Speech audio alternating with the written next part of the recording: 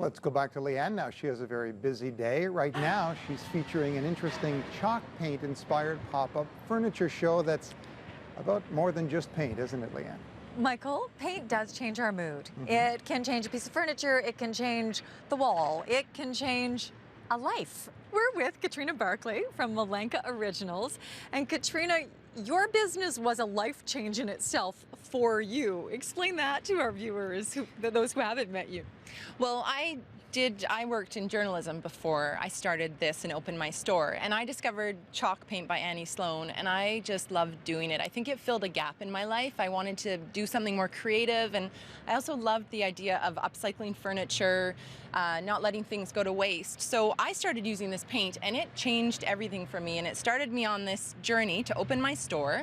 And then I started showing it to other people and teaching them how to use it, which then I saw this also changing other people. Well, we have some images of your workshops. So you decided to share this joy with other people. And what sorts of things were you hearing around the table as people, you know, had their paint, their color, then their brush in hand?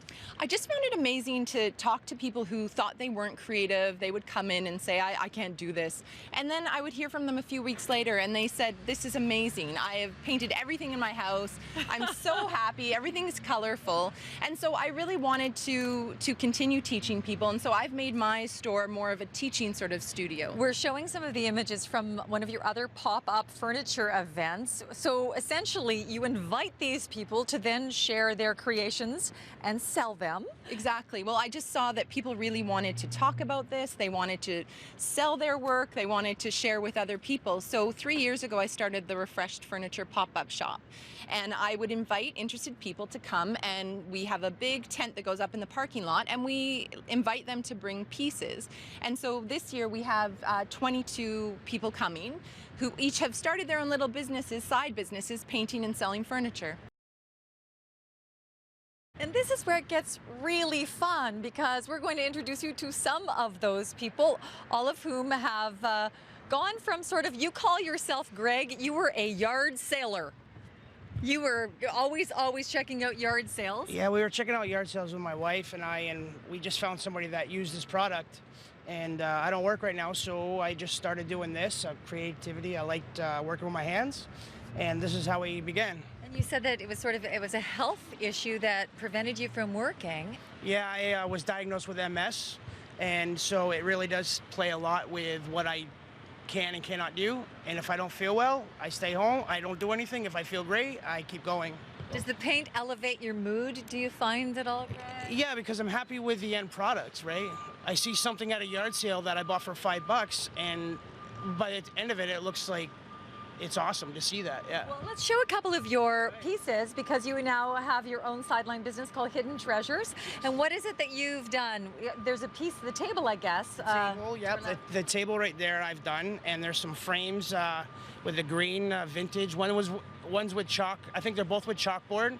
And the thing is you can put burlap in there for push pins, cork, everything. So it's very versatile what you do with frames. It's endless. Well, it's great, and yours is one of many stories, Katrina. We're going to introduce you to the rest of the team just up here on our balcony, but as you say, there are going to be 22 different people with their stories, all of whom are kind of creative and like to, as you said, upcycle. Absolutely, and they're each going to bring a multitude of pieces. So, you know, around 5 to 10 pieces I think everyone will be bringing. So we'll have over 100 pieces of upcycled, painted, beautiful furniture and other little bit things too. We've had Katrina on the program before, and we've had so many phone calls, because what you have done is you've done the before and after. People love looking at kind of the yard sale trash that can be turned into a treasure, as Greg outlined. This table is gorgeous. Is this one of yours? This is one that I did, yeah. Okay, let's talk about what this piece looked like before. Oh, it was a dark brown. It was all scratched up. It's made really well. It's made of mahogany, but it really didn't look great. And so by painting it, putting on new shiny little knob there. I also refinished the top so that you still get a sense of the wood, because it's not that I always want to cover up wood, but I do like it in smaller doses. So I restained the top. This is sort of a perpetual debate. I'll get Michael to weigh in on that. Do you find, Michael, that we gals like to paint it for the most part, and guys often like to see the original wood? Is that fair? Do you see that? I think that's very fair. I think that's very fair. We're going to talk to some more of the painters in a short while. Well, let's go back upstairs and outside to Leanne to learn more about chalk painting.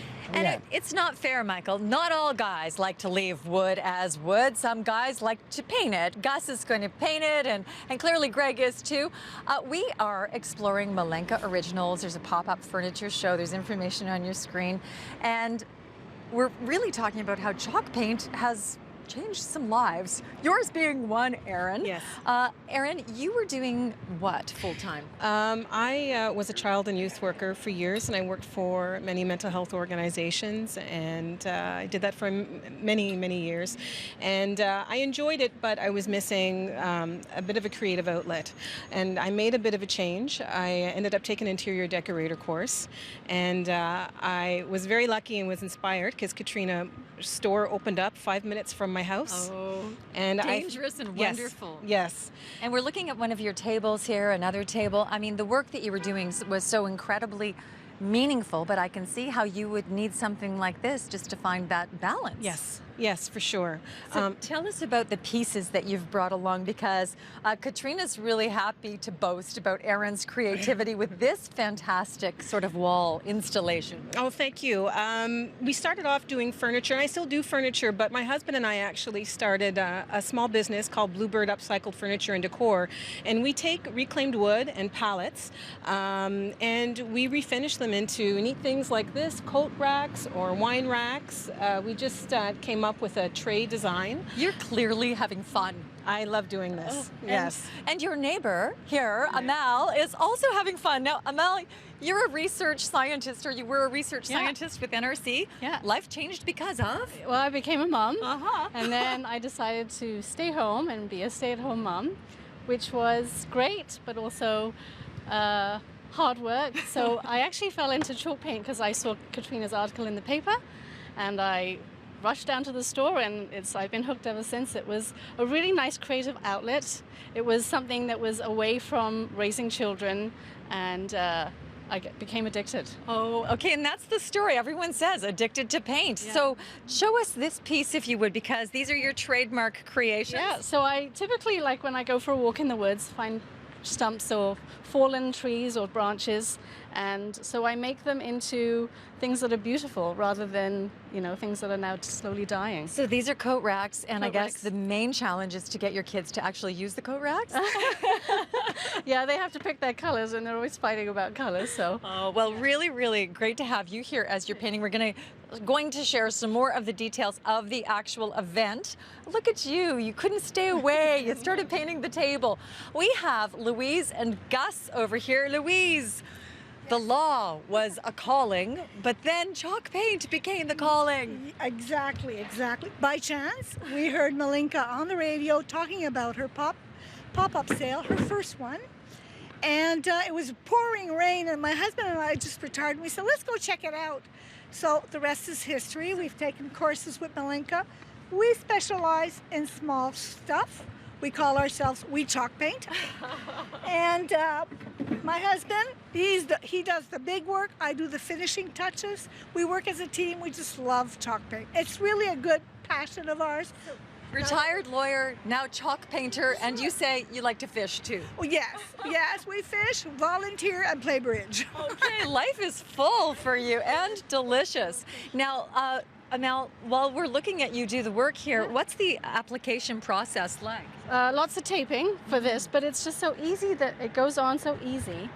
And if you make a mistake, you can just paint over it. That is the best Yeah. part. Now, Katrina, the pop-up show, we have information on the screen. It's taking place where and when? So it's going to be October 3rd, that's a Saturday, and it's going to be at our store, Malenka Originals, which is 275 Britannia Road. Now, this does seem to be a little bit of a form of therapy. I've observed it because, and also from the reactions that we've received whenever you've been on the program, everyone is thinking about that piece in the garage, in the basement, in the attic that could be given new life. And I guess it's makeover magic. It is, and it's really satisfying in a couple ways. You're taking that old furniture that is really well made, but not quite your style, and making it beautiful. But then you're also being creative, just like you heard everyone say today. It's a real creative outlet. Well, we're going to go back to my creative partner down on the news desk. Thanks to you all.